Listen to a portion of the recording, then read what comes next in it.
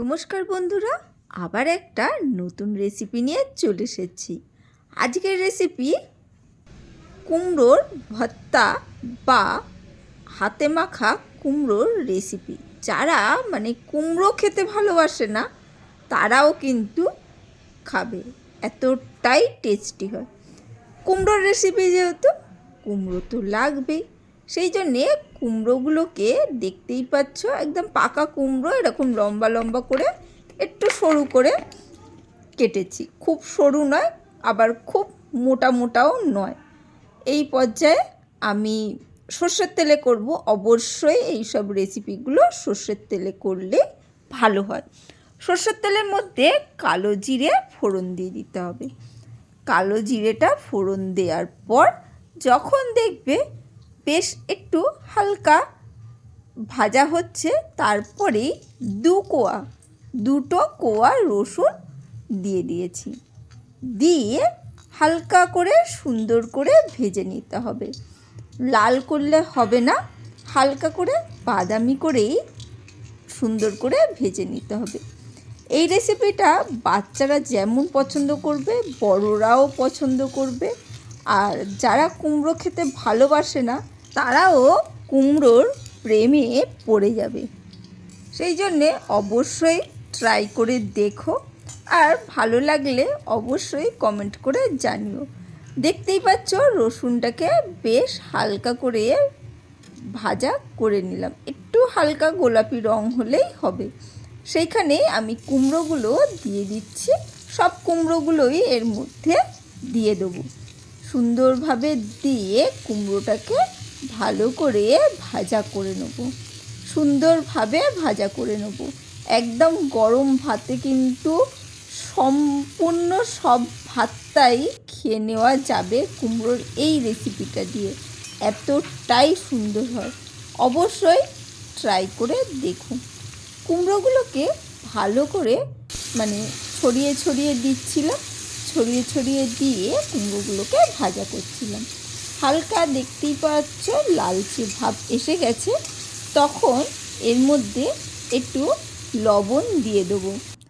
আগে দিইনি, কারণ আগে থেকে লবণটা দিলে কুমড়োটা একদম ঘেটে যাবে, সেই জন্যে লবণটা কিন্তু আগে দিইনি। লবণটা পরে দিচ্ছি। পরে দিয়ে হালকা ভাজা হওয়ার পর লবণটা দিয়ে ভালো করে কুমড়োটাকে ভাজা করে নিচ্ছি, নাড়াচাড়া করে। ওই যে প্রথমে দিলে বললাম, যেহেতু কুমড়োটা নরম জিনিস ঘেটে যাবে, সেই জন্যে আগে দিইনি। এরপরে খুন্তি দিয়ে চেপে চেপে দেখলাম যে সুন্দরভাবে কুমড়োটা কিন্তু ভাজা হয়ে গেছে।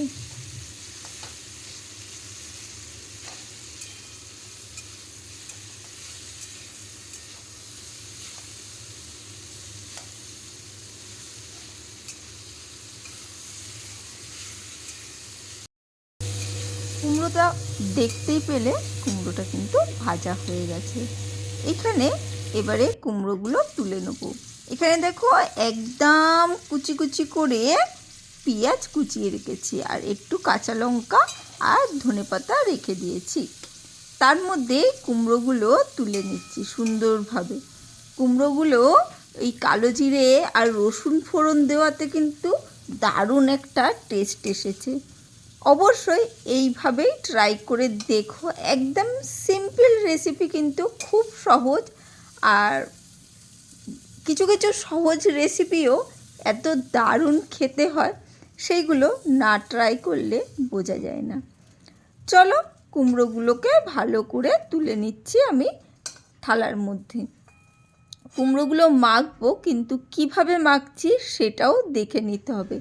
একদম হাতের সাহায্যে হালকা হালকা চাপ দিয়ে কুমড়োগুলোকে মাখতে হবে।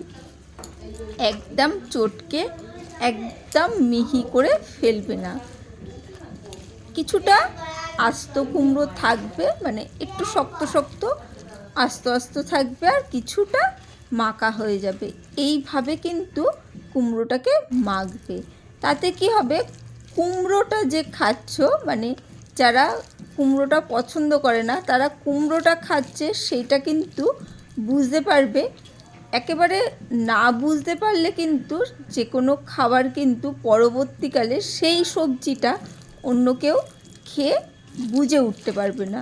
সেই জন্যে মানে যে কোনো সবজি তাতে টেস্টটা কিন্তু রাখতে হবে। সেই জন্যে কুমড়োটাকে আমি কিন্তু একদম পুরো চটকে আলু ভাতের মতন মেখে ফেলিনি, সুন্দরভাবে হালকা করে হাতের সাহায্যে ভালো করে মেখে নিয়েছি। কিছুটা আস্ত রয়েছে, কিছুটা মানে ভালো করে চটকে নিয়েছি। এই পর্যায়ে অল্প একটু কাসুন্দি দিয়ে নিচ্ছি। কাসুন্দি দিয়ে খুব অল্পই 1 চামচের মতন কাসুন্দি দিয়েছি। আর অবশ্যই হালকা করে অল্প চিনি দিতে পারো। কুমড়োর মধ্যে মিষ্টি ভাব রয়েছে, তবুও মানে কুমড়োর যে একটা মিষ্টত্ব ভাব রাখার জন্যও কিন্তু একটু চিনি অ্যাড করতে পারো। আমি একটু চিনি দিয়েছিলাম, কোনো কারণে হয়তো স্কিপ করে গেছে, সেই জন্যে আমি বলে দিলাম। আমি ভিডিওটার মধ্যে দেখতে পেলাম না, সেই জন্যেই তোমাদের জানিয়ে দিলাম। আর খেয়ে অবশ্যই গরম গরম ভাতে কিন্তু খেয়ে অবশ্যই কমেন্ট করে জানিও কেমন লাগলো। চলো আজকের জন্য টাটা, বাই বাই। আবার দেখা হবে অন্য কোনো দিন অন্য কোনো ভিডিওতে। লাইক কমেন্ট শেয়ার করতে ভুলো না কিন্তু। আজকের জন্য বাই।